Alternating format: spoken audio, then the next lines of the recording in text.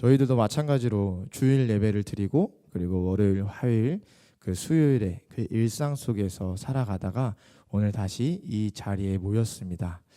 그 시간 동안 우리는 많은 일들을 겪었고 그 속에서 크고 작은 감정의 변화들 그리고 고민들 그리고 끊임없이 우리들 가운데 선택의 그런 기로에 섰을 텐데요. 저 또한 마찬가지로 월요일, 화요일, 수요일을 부단하게 믿음 가운데 살아가려고 노력하며 그리고 때때로는 넘어지기도 하고 그리고 다시 넘어진 자리에서 주님을 바라보면서 다시 주님 앞에 나오는 그런 모습을 살다가 이 자리에 나온 것 같습니다. 사랑하는 성도 여러분들 모두 다 잘 살고 오셨는지요? 아무도 아무는 안 하시네요. 좋습니다.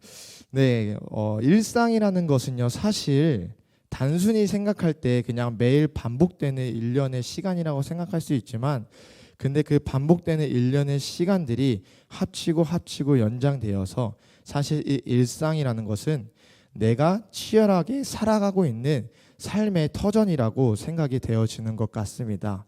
그렇기 때문에 우리의 삶은 어쩌면 이렇게 표현할 수도 있는 것 같아요. 끊임없이 이루어지는 그 일상이다라고 우리는 또 표현할 수 있을 것 같습니다. 오늘은 그렇다면은 여러분들에게 제가 이 질문을 드리고 함께 말씀을 나누고 싶은데요. 우리가 살아가는 이 일상 속에서 과연 나라는 그리스도인은 어떻게 삶을 살아가야 될까라는 그런 질문을 가지고 오늘 이 사무엘상 우리 9장 말씀 함께 나눴으면 좋겠습니다. 오늘 본문에는요. 사울이라는 인물이 나옵니다.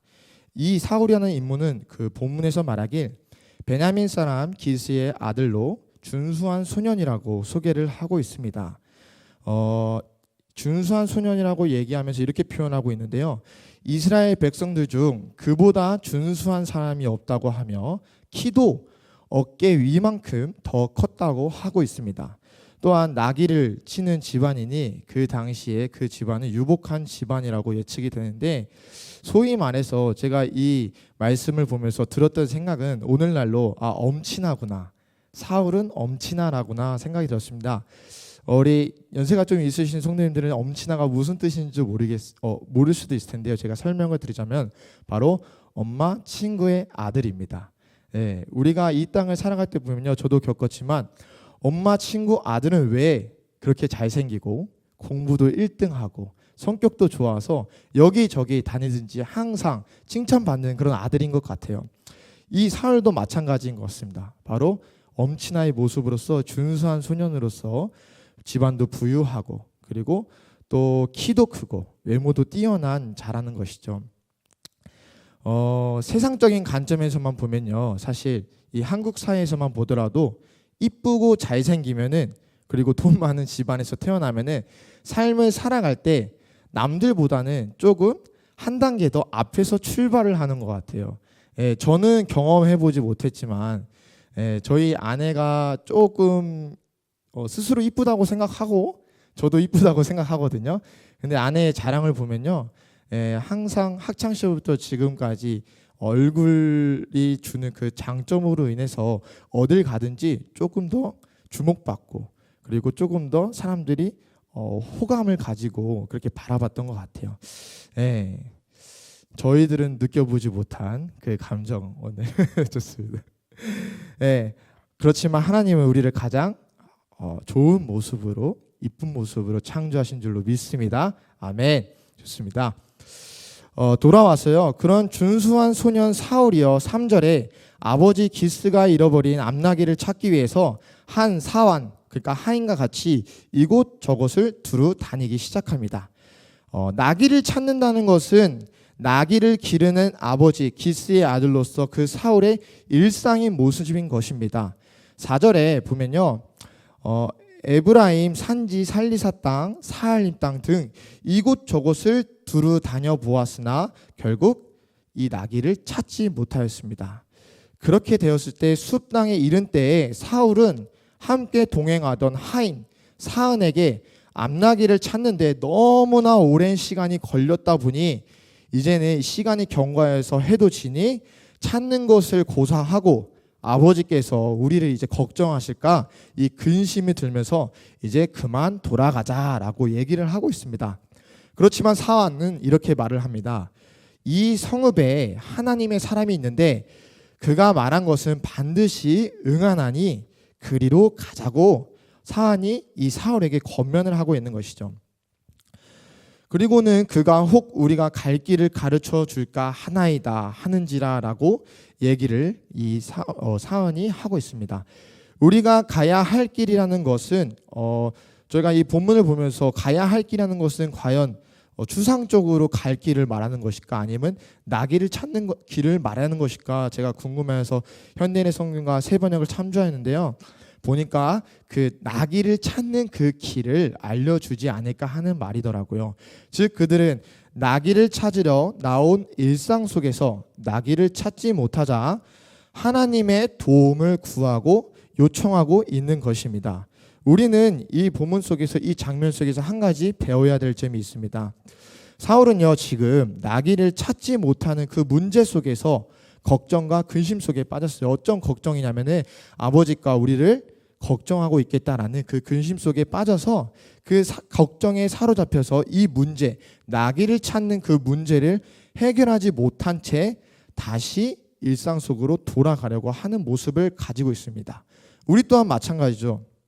저도 마찬가지인데요. 우리는 삶을 살아갈 때 넘어지는 그 문제가 항상 우리들 가운데 걸림돌이 되어지는 부분이 많은 것 같아요. 늘 쓰러졌던 그 걸림돌이 해결되어지지 않은 채 내 힘으로 다시금 방치한 채 살아가다 보니까 이 해결되지 않은 문제가 다시금 나를 걸고 넘어진다는 것이죠. 결국에는 이 넘어짐, 이 걸림, 아직 해결되지 않은 문제들, 이것은 우리들의 마음 가운데 사단의 덫으로 우리 안에 자리 잡게 되어지는 것 같습니다. 하지만 오늘 본문에서는 사울은 사환이라는 인물을 통해서 하나님의 사람을 만나려고 그렇게 발걸음을 옮기게 됩니다. 저희는 이 모습을 보면서 배워야 될 것은 우리가 문제 속에서 해결되지 그 문제가 해결되지 않은 채 살아가는 것이 아니라 이 문제를 해결하기 위해서 나의 힘으로 될 수 없음을 인정하고 우리 또한 그 주님을 하나님의 사람을 찾아야 된다는 것입니다. 아멘. 나의 아집과 고집을 내려놓고 때로는 나를 더 생각해주고 나를 위해서 기도해주는 이들의 말을 듣고 그 권면 가운데 순종하여서 하나님을 찾아야 할 필요가 있다는 것입니다. 자아가 충만하면요 어느 순간 우리들 가운데 그 교만이라는 것이 찾아오는 것 같아요. 근데 문제는 무엇이냐면요 이 교만이라는 것은 내가 지금 교만하다고 생각을 못했기 때문에 더 큰 문제가 되는 것 같아요. 내가 죄를 지었으면 그 죄를 알고 깨달으면 되는데 내가 죄를 지었음에도 불구하고 교만하니까 내가 죄 지은 것을 내가 모르고 있다는 사실입니다. 그렇기 때문에 여러분도 우리를 생각해주고 나를 생각해주고 기도해주고 때로는 권면해주는 우리 목사님을 비롯한 우리 동역자들이 있을 텐데 그들의 말을 우리가 아집과 고집으로 무시하는 것이 아니라 우리가 귀 기울여서 듣고 한번 생각해 볼 필요가 있다는 것입니다. 오늘 사울은 그렇게 순종했다는 것이에요. 그 도리어 하인이라는 사환, 나보다 낮은 존재인 그 사람의 말을 듣고 그 권면 가운데 순종해서 하나님의 그 사람을 찾으러 갔다는 것입니다. 우리 모두가 그런 교만한 자들이 아니라 하나님 앞에 겸손된 자로서 함께 동역자들과 함께 살아가는 그런 귀한 백성들이 되어지길 축복드립니다. 아멘. 마태복음에서는요 제자들과 그 예수님께서 배를 타고 가는 길에 그 풍파를 만나는데요. 이 제자들이 이 풍파가 나의 힘으로 어찌할 수 없고 내가 지금 죽을 위기에 처해 있으니까 예수님을 깨우기 시작합니다. 잠자는 예수님을 깨우기 시작한다는 것인데요. 이 행동은 바로 내가 어찌할 수 없는 상황 속에서 주의 도움을 구하고 요청하는 것입니다. 이 도움을 요청하는 것은요 성경에서 말하길 마태복음에서 말하길 바로 구원에 이르는 길이라고 얘기하고 있습니다. 사랑하는 성도 여러분들, 이 사울과 마찬가지로 이 마태복음의 이 제자들과 마찬가지로 우리는 어찌할 수 없는 상황과 환경 속에서 그것에서 방치하고 가만히 있는 것이 아니라 도리어 잠자고 있는 예수님을 깨워야 되고 그리고 그 권면을 듣고 하나님께 찾아가는 그런 귀한 백성이 되어야 될 줄로 믿습니다. 아멘.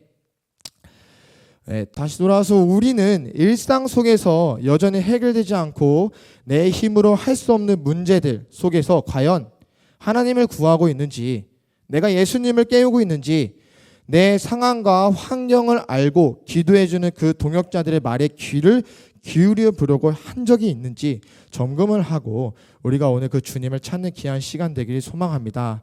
10절에 사울은요, 사안의 말에 내 말이 옳다, 너가 말한 그 하나님의 사람을 뵈러가자 하고 성읍으로 올라갑니다. 14절에 그들이 성읍으로 올라가서 그리로 돌아갈 때 사무엘이 마침 산당으로 올라가려니 마주 나오더라 라고 말씀하고 계십니다. 이 사온이 말한 사람은요, 바로 선지자 사무엘을 칭하는 것이었습니다.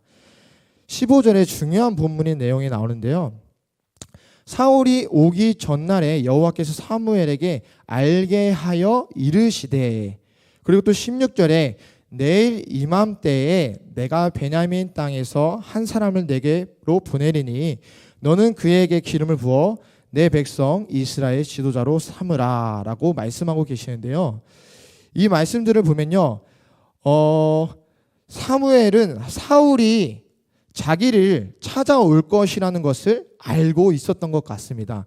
중요한 것은요, 그가 알고 있었고 여호와께서 한 사람을 내게로 보내리니, 즉 내가 그렇게 할 것이다 라고 명확한 어조로 말한 것을 보니 이 모든 것이 바로 하나님의 계획하심, 그리고 하나님의 그 구속사적인 일들이라는 것을 우리가 알 수 있을 것 같습니다.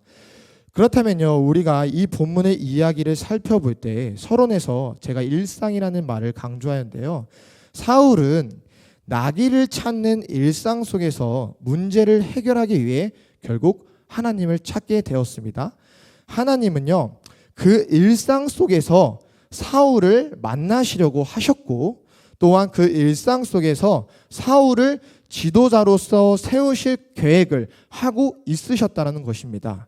저는 이 본문의 내용을 보면서 이 일상이라는 것이 바로 내가 하나님을 마주할 수 있고 만날 수 있는 삶의 터전이구나라고 여러분들에게 얘기하고 싶고, 그리고 또 하나님이 그 일상 속에서 나를 세우려고 하시는구나라는 것을 오늘 이 본문을 통해서 우리가 깨달아야 될 줄로 믿습니다. 사실요, 앞서 사울이 나귀를 찾기 위해서 허탕을 치며 돌아다녔던 이곳저곳의 땅들은요, 나중에 하나님께서 사울을 왕으로 삼으셨을 때 이 사울이 왕으로서 지도하는, 지배하고 다스리는 땅이 되어집니다. 하나님은요, 이 사울에게 허탕을 치게 한 것이 아니라요, 바로 너가 나중에 다스릴 그 땅을 먼저 보게 하시고 그것들을 바라보면서 준비시키고 계셨다는 것입니다. 이러한 맥락을 바라보고 우리에게 적용하였을 때 하나님의 계획하신 우리들의 삶의 영역들은요, 사실 우리들 가운데 허투루 되어지는 것이 하나도 없다는 것입니다. 그 모든 것들이 다 하나님의 은혜이고 하나님의 나를 위해서, 나를 세우시기 위해서 준비하고 계획하신 일들이라는 것입니다.